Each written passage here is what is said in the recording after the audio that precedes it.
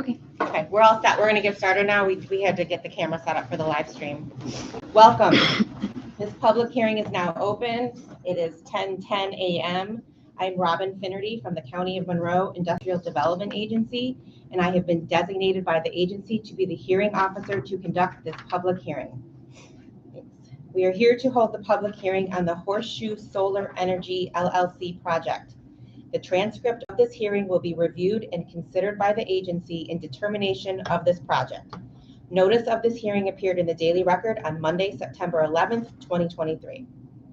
Horseshoe Solar Energy LLC has requested that the agency assist with a certain project consisting of the planning, design, construction, equipping, and operation of an 8.4 megawatt PV solar electrical generation system, including panel foundations, inverters, transformers, interconnect wiring, utility connections, site work, landscaping, fencing, security, and related improvements, all to be located on an aggregate approximately 553-acre parcel of land on Gola Road, East River Road, and Stull Road, all in the town of Rush, Monroe County, New York.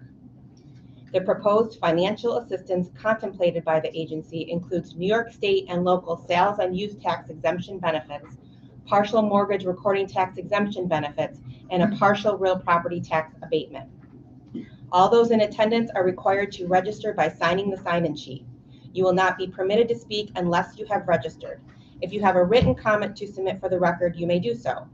Written comments may also be delivered to the agency at 50 West Main Street, Rochester, New York, 14614. Please note, the purpose of this hearing is for the agency to hear all persons with views in favor of or opposed to either the location or nature of the facility or the proposed financial assistance being contemplated by the agency. Therefore, the representatives of the agency will not be responding to comments or questions. If anyone's interested in making a comment, well, I'm going to call your name off of here. And if you're representing a company, please identify the company. I request that speakers keep comments to 3 minutes. So we'll start with Austin. Do you stand or anything? No? You can stay there. All right. Yep, my name is Austin Kuntz. I am a regional organizer for Laborers Local 435. I'm here to voice my support for the project, and two main reasons is because the local workers, men and women, that will be working on this project. They live in this community and they live in the surrounding communities, whether that's Monroe or Livingston. In regards to the pilot program, it's just benefits for the town. It's long-term, stable tax revenue for the town and for schools, for first responders, things of that sort. So for both those two main components, I voice my support for the project. Thank you. Carmen. My name is Carmen Surratt. I'm a regional organizer with the union. I work alongside with Austin. I would support the tax incentives that Envinergy is requesting. They would take these the project to move forward. Plus, Austin and I represent a lot of members in this area that are working today. They can't be here. They pay us to be here to speak on behalf. A gentleman at the last meeting said that our comments don't mean as much because we don't live here, but I don't really agree with that because we are speaking on behalf of many members that do. So that's why we support this project. They live in this area. They need this work to put food on their table. And there's not a whole lot of work in this area, especially south. So this helps a lot of families in the area and a lot of constituents to Rush and Monroe County and Livingston County. Thank you. Robin. Yeah, hi.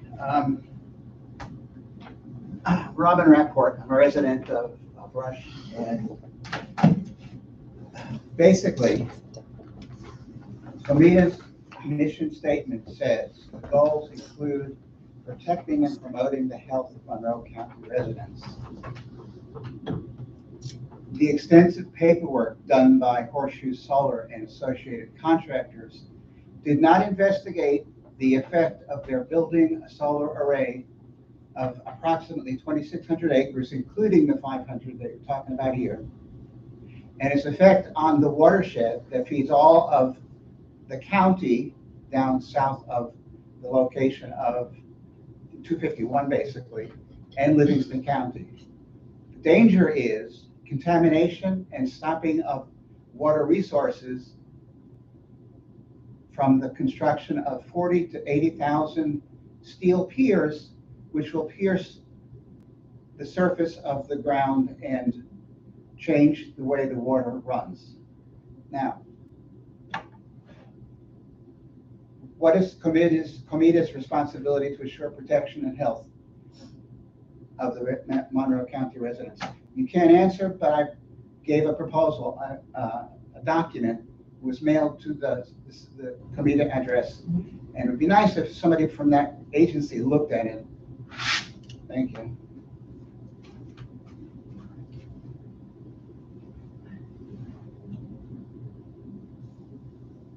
That's all who have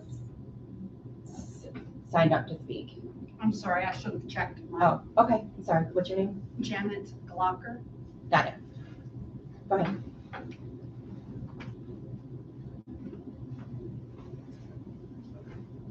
Good morning, my name is Janet Glocker.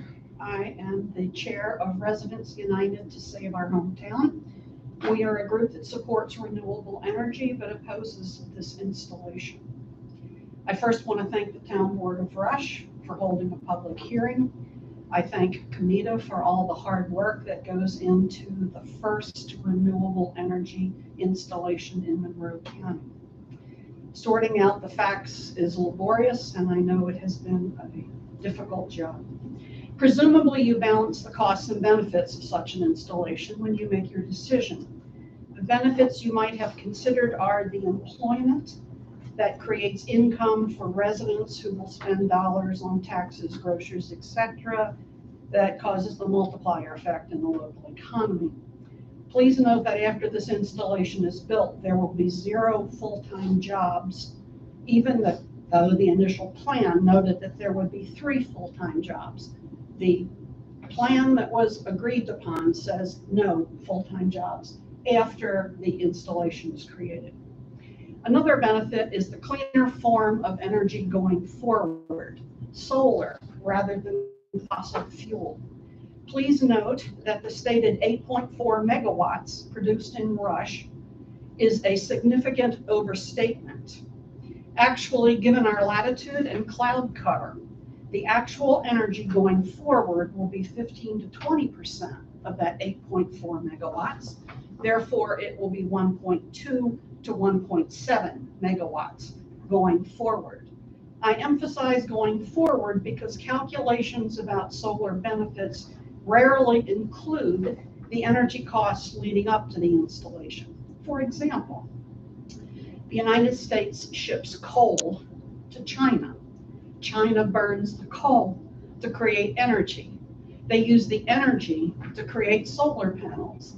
They ship the solar panels to closer Asian countries because they want to avoid the subsidies and tariffs associated with shipping solar panels back to the United States. Then the Asian companies ship the panels here so that we can save on issues with renewable energy. There are going to be significant steel beams to support the panels. Somebody has to mine the ore, they have to smelt the ore, they have to pour the steel, they have to shape it, they have to ship it, they have to install it. The same thing applies to wires, concrete, bulldozers, hire drivers, other equipment. Lots of fossil fuel is expended on trucking and making the equipment work. All of this is to create 1.2 to 1.7 megawatts of clean energy here in Rush. There is the benefit of the imperative of fulfilling New York State's energy goals of 9,000 megawatts of wind, 6,000 megawatts of solar, and 6,000 megawatts of battery storage. These are self-assigned goals. They are enshrined in the state's Climate Leadership and Community Partnership Act. But we know these goals, even if achieved, are meaningless because unless China, Russia, India, and most of Africa adopt similar goals, our goals are meaningless. Even now, Europe is backing away on its renewable goals after Russia invaded Ukraine. Now, the costs you might consider include the loss of prime farmland, and farmland of statewide importance here in Rush. As you drove here, you might have noticed that we are officially a farming community. Driving south on East Henrietta Road, you pass some of the 558 acres on 8 parcels that 13 landowners committed to the Genesee Land Trust to preserve as farmland. The Monroe County Office of Planning and Development in April of 2019 stated the concern about livestock along the Genesee River, quote, exclude livestock and vehicles, close quote, they wrote. Yet Invenergy touts agrivoltaics and says sheep will graze the solar panel area. All of this is while we are investing significant funds to clean up the Genesee River. Then there is the probability that this installation will be yet another example of cultural genocide. 500 generations of Seneca lived along the Genesee River. Yet the State Historical Preservation Office did not review materials at their disposal, pointing out the dangers of siting this installation along the river. An official of Invenergy said early on, no land is needed in the town of Rush. That same official declined to examine state-owned land that has no close-by homes and is not farmed. It seems, according to this individual, that the state takes too long and is too difficult to work with. Niagara County passed a law forbidding the landfilling of used, damaged, and technologically obsolete solar panels for fear of seeping contamination. The town of Avon refuses to allow solar materials containing PFAS to be installed in town. Hazardous material cleanup expenditures are potential going forward costs that I'm sure you considered. So the question is, considering all these costs and benefits, how much is Comida agreeing to grant in the way of subsidies and savings to Invenergy for these 1.7 megawatts of energy? By the way, the megawatts are supposedly produced for the grid because although Western New York produces 80+% of its energy renewably, New York City earns 80% plus fossil fuels for their energy. These 1.7 megawatts will never reach New York City because the grid is 10 years out of date. Or maybe these 1.7 megawatts are part of Clean Path, a $5 billion investment agreement with NYSERDA to produce RECs, R-E-C-S, renewable energy credits. New York City firms buy these RECs so they don't have to retrofit their buildings to save energy. So how much? The question in my mind is, are we getting our money's worth? I think not. Thank you for listening. Rachel.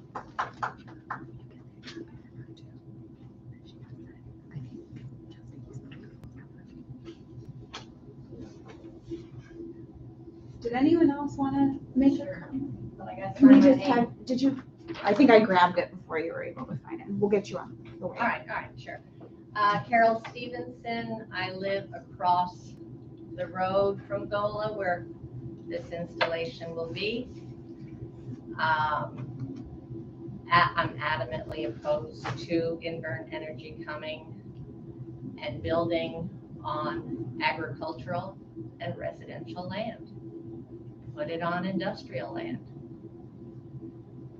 It's just common sense.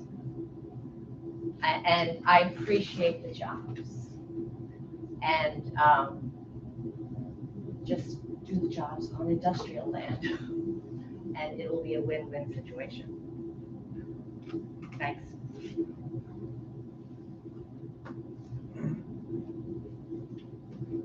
Wherever you feel comfortable.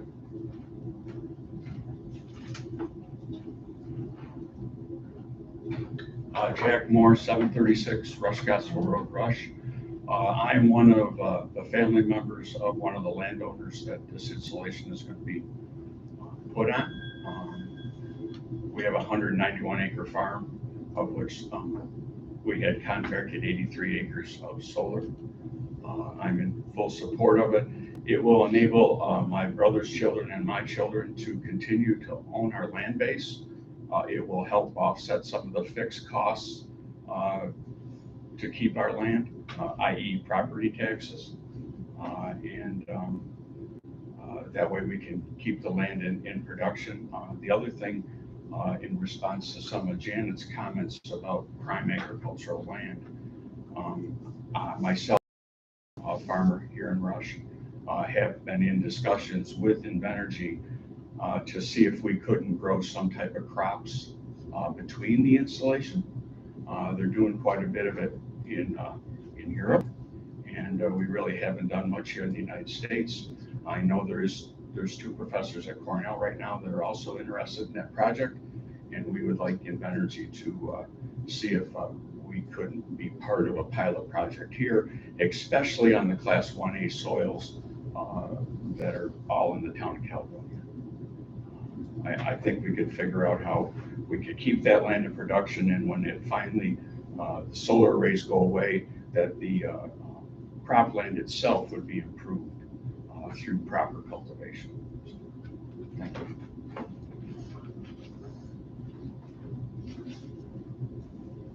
Anyone else wanting to make a comment that we might have missed? Yeah, just a comment. I'm looking through this document, which was handed out today, the day of the meeting, the hearing. And it looks to me like of the requirements, Comida is granting or offering the grant $20 million in incentives. Now, I'm not sure if that's just for the 553 acres or the whole 3,700 acres, whatever. But that's the number that's here. If you could comment on that, I'd appreciate it. I can clarify. Are you referring to the entire installation that goes into Livingston County? Well, that's what I don't know. What is the $20 million for? Is it for Only entire- the benefits in Monroe County. It's just the 553 acres, 20 million for that. We're only incentivizing what is in Monroe County, yes. Okay, all right, so it's, what did I say, $20 million then? In the aggregate. Yeah, okay, I think that's what you're thank looking you, at. yeah.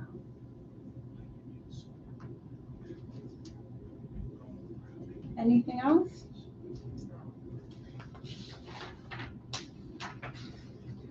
Okay, there's no more comments. We will close this public hearing at 10:27. 17 minutes. Yes.